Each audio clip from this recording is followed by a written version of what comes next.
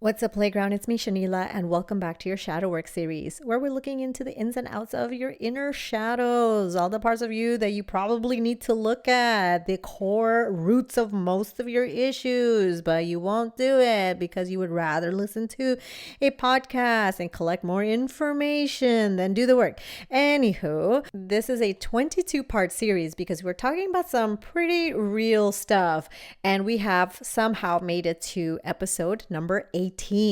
So past episode, I was letting you know that now we're talking about the shadow archetypes. Last one we broke down was the victim archetype, and today it's all about the saboteur, the sabotager. So now, if you're not already subscribed to the podcast, go ahead and subscribe. And if you've been listening on to this 22-part series, go ahead and screenshot this episode and let me know on Instagram that you've been following along and what's been sticking out to you. You can screenshot this episode and tag me on Instagram and let me know what's been helpful. What are your takeaways? What did you learn? All right. So now, as always, take care of yourself as you're listening to this kind of conversation. It can be triggering. It can, bring up some emotions. It can bring up some feelings. So I'm going to trust that you'll know what to do for yourself and in order to be very gentle and compassionate while also letting yourself experience the conversation at the same time.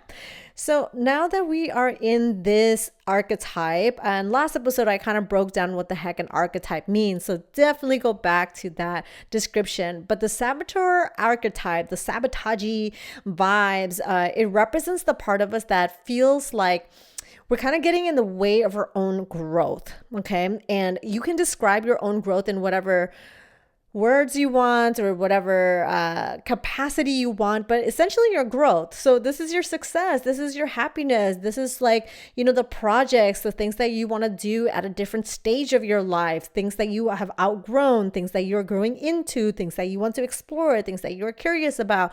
It basically says like, yeah, let's stay exactly where we are. It undermines your growth and your happiness. So this shadow aspect, the sabotage, the saboteur archetype, this shadow art aspect thrives on fear. Okay.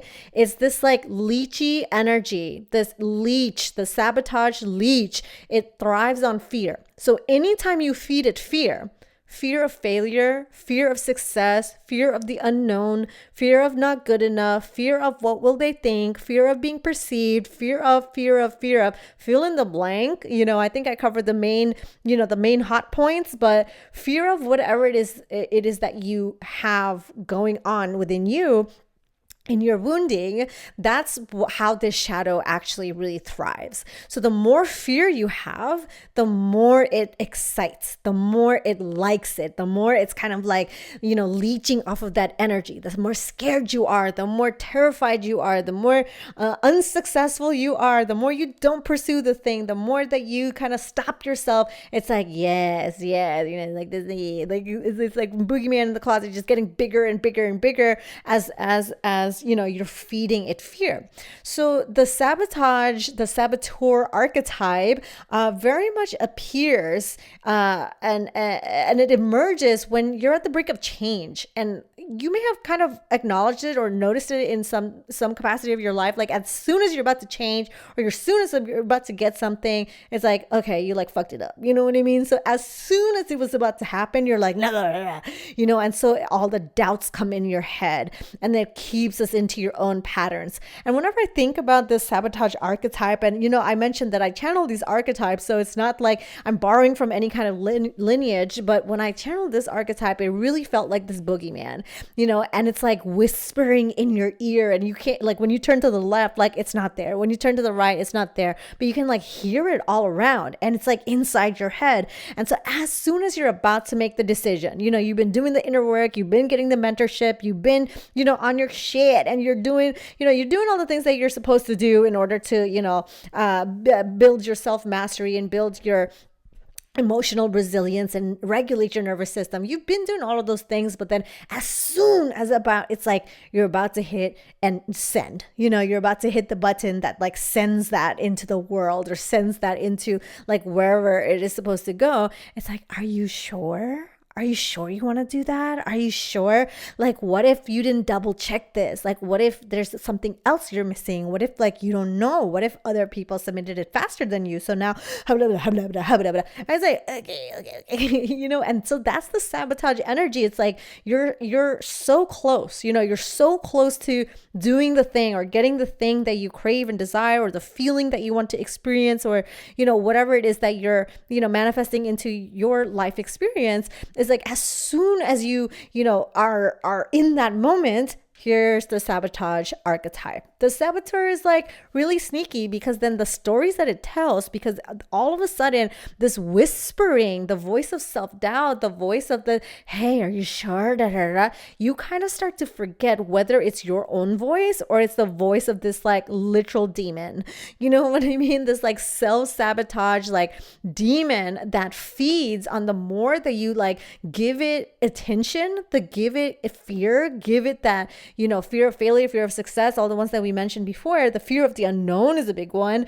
And the more it like talks to you, you know what I mean? So like you can kill it by not feeding it, but like you keep feeding it. And the more that you continue to feed it, it kind of hijacks, it overtakes your brain. It overtakes your inner voice, if you will. And I know that many people don't really have like an inner dialogue or in the same way as other people. Some people have like an external dialogue. Some people have like a feeling dialogue, so there's no words. Some people have imagery in their bodies. Different people have like different experiences of that, and different people have different sensitivities of how it is that you're processing information. But if you think about this experience of kind of like what is like informing your decision, and it kind of feels like it's outside of you, like something is making you do that, literally think of it as this like big fucking like monster boogeyman, and it's like literally telling you certain things that are not true, and it's keeping you in your patterns. It's keeping you in like this cycle of old behavior. Okay, so some of the traits that I would describe of this saboteur is self-sabotage. You know what I mean? It's in the name. So self-sabotage, we can see this as procrastination. We can see this as avoiding opportunities, or kind of on purpose or actively derailing your progress. All right. So like, that like it could have been done today, and you could have, but then like you actively chose not to submit it. You actively decided that like you were going to take yourself out of the running. You take yourself out of that opportunity. You got the email, you got the opportunity, but like now you're not going to respond back to it. You're going to take like 5 weeks to do it. You know what I mean? It's like, okay, but now it's passed you by. So here we go. A little of that victim archetype in there too. It's like, oh no, I never get the opportunity. No, you had it. Like it was right here. You just didn't meet the opportunity. So this is seen in a lot of relationships, right? Like a lot of the relationships that you see, where, there might be one partner that is very much like willing to, compromise and communicate. Not saying that this partner is perfect, but there might be somebody who's like more emotionally available. They're willing to communicate. They're doing their shadow work. They're doing all this kind of stuff. And this one person who doesn't feel like they're worthy of this person, or like worthy of somebody who's caring, or worthy of somebody who like listens, they sabotage that relationship. So that they're kind of just like poking them. And then all of a sudden when that person's like done with it, like, okay, like how much do I need to prove myself all the time? They're like, see, I knew you were like this. See, you cause your own reality to happen when it didn't need to. It's kind of like you're trying to prove yourself that you're not worthy. You're trying to prove yourself that, see, it doesn't happen to people like me. See, it doesn't happen to, people who work hard, or people who do this, or people, like whatever scale of your identity that you're, whatever part of your identity that you're kind of, attaching this to. So the saboteur archetype is, we said that it feeds on fear. So let's talk about the fear of success. It worries about increased pressure. It worries about being visible. It worries about the expectations that might come with growth. It's like, oh, now you're this. So like now here's all this extra responsibility that you need to have. It's like, okay, well, you don't need to take the responsibility, but you're kind of like afraid of the success. Like there's a part of your nervous system and your emotional state that does not actually feel like you can handle the responsibilities of doing the thing that you want to do. And I see this often a lot with the entrepreneurs that I work with in the healing arts. As you may know, I'm a mentor for folks who are in the healing arts. I train breathwork facilitators and sound healers, and I mentor aspiring healers. So oftentimes I'm working with breathwork facilitators, sound healers, Reiki masters, therapists, a ton of therapists, social workers, folks who are generally in the healing arts. And we see this over and over again when they're on their entrepreneurship path. So not every single practitioner or facilitator has an entrepreneurial path, but a lot of them who do have this entrepreneurial desire, they actually fear success. So they think that like, as they get more success, there's going to be all of these different expectations that they're not going to be able to handle. But the lens that they're looking at things is that they're looking at somebody at step 50 and the responsibilities that they have, or some of the things that they can do and manage within their nervous system at step 50 when you're at step 1. So manage regulating your nervous system at step 1. Manage regulating your nervous system 2, 3, 4, 5, 6. Like why are you worried about step 50? Because from step 0, 50 is a lot. So you are right. Like that is a lot. Like, are you going to be able to manage if all of those responsibilities and things were placed upon you right now? You're probably right. Like you're probably not going to be able to manage the pressure, the visibility, the expectations that come with growth, the things that are required to, be a certain scale of an entrepreneur. Of course, not on day 1, right? But you're not on step 50. You're on day 1. So you got to worry about regulating your nervous system at day 1. But the saboteur archetype doesn't understand that. It fears success because it thinks it needs to be at step 50 today. And so because it feels like it needs to be at step 50, it doesn't take step 1. It doesn't take step 2. It doesn't take step 3. It's worrying about the things at step 50 when you're over here right now. Okay. So it's kind of like building a house, it's like, well, what are we going to paint the room?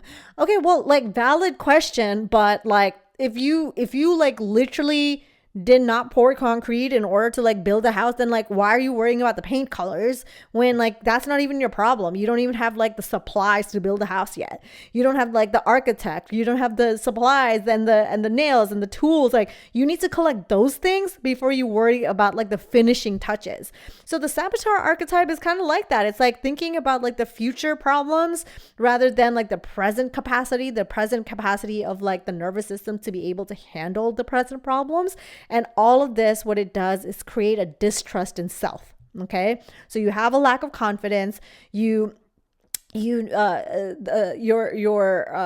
confidence in your ability to handle challenges or successes even gets compromised because you don't trust yourself, And so when you're looking at step 50, like over there, like, oh, they can do all of this, I could never. It's like, yeah, like, but you're at step 1. So manage the things at step 1, like master the thing at step 1 and then worry about getting to step 2. You know what I mean? You're looking too far ahead and this creates a distrust because like, how am I supposed to do all of these? And you're not wrong, but like, that's not your reality right now. That is like not the problem that you need to solve. And it's like, oh no, if I had $1 million, I have to pay so many taxes. Okay, but you have $0. Okay, so taxes is not your problem. Like that is like not the problem that you have right now. Your problem is like basic fucking survival. Like, do you want to figure out how to pay your rent this month? You know what I mean? Like, sorry to sound so crude, but it's kind of like that. It's like you're worried about having $1 million because you have to pay more taxes, but like that's not your current problem. So solve the problem at hand. And when you get to $1 million, you'll have the capacity to understand how to pay those taxes or do whatever it is that you need to do at a different scale, a different thing. Now, let's take a step back, because maybe you're just like, ugh, a lot of this is like very itchy in your body. They kind of, like, they hit you a little bit. But the saboteur archetype is also about this perfectionism. And, we have talked about this in many different forms and formats and different wounds in this shadow work series. But this perfectionism archetype is also about, setting impossibly high standards to justify staying stuck. You know what I mean? It's like, if your skill level is a 3 and you're like, let me try to do a 50, like, obviously you're going to fail.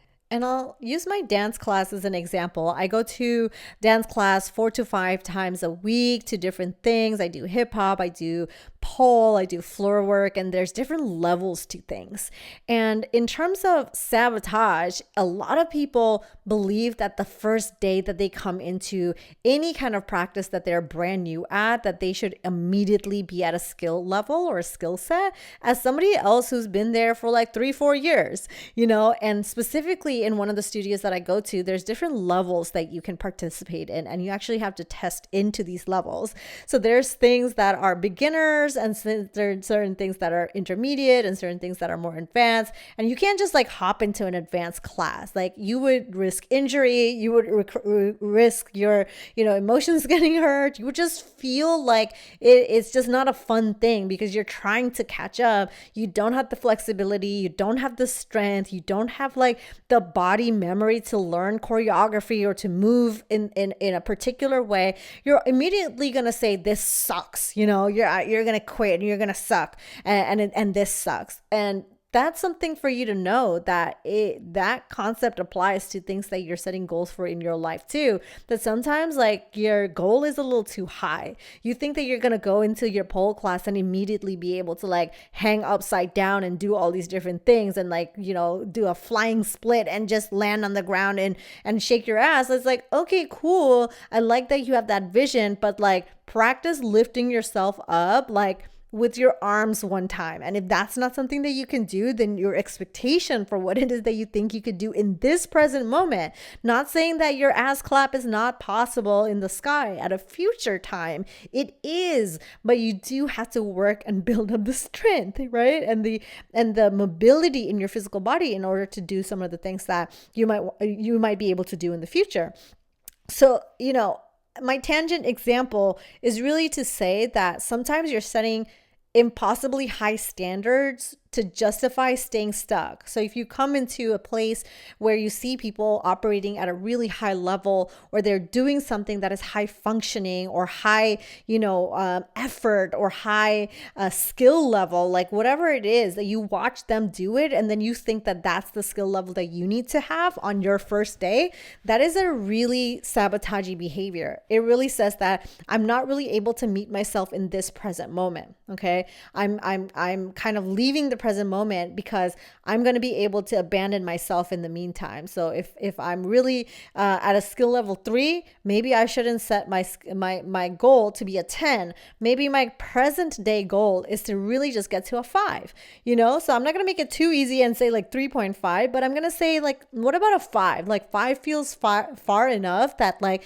it's still something that I'm working towards, but it's not so impossibly, distant for me that I can't achieve that. 10, it's like, it's so far away. How am I supposed to invert upside down and do all of this kind of stuff when I can't even lift myself off of the ground with my arm strength today? Like you just set it too high. So now obviously it's going to confirm that you can't do it when that wasn't your skill level in the present moment. So there's a couple of different wounds at play. Like we said, we have a trust wound, an abandonment wound, neglect wound, our guilt wound, all of these wounds that we're working with. But the sabotage wound is rooted in the trust wound. Okay, that's like the primary one that I'm just going to be like, it's the trust issues, because your past experiences have taught you to not trust yourself. That boogeyman voice, that the self-doubt voice, we can call it and name it many different things. The negative talk voice, the abandonment voice, the bully voice, we can name it very, very creatively. But at the end of the day, it is a voice that is all about mistrust. So when you're not trusting yourself, it makes you fuck up your opportunity. You think like, how am I actually going to be able to achieve this or have this or deserve this? Am I worthy of that? And there's all of these different things that are at play when you're in this self-saboteur archetype of the shadows.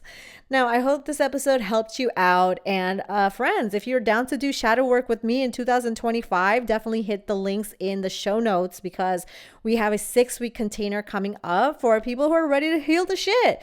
You know what I mean? If you got a boogeyman voice in your head, if you have the negative self-talk in your head, if you have this like part of you that is, abandoning yourself all the time, it's worthwhile to see, if it's the time, and if it's not the time, see if it's the boogeyman in your head telling you that it's not the time.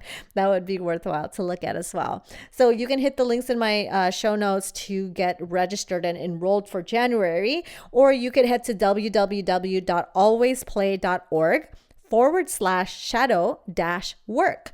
Shadow work, and I will likely see you in there.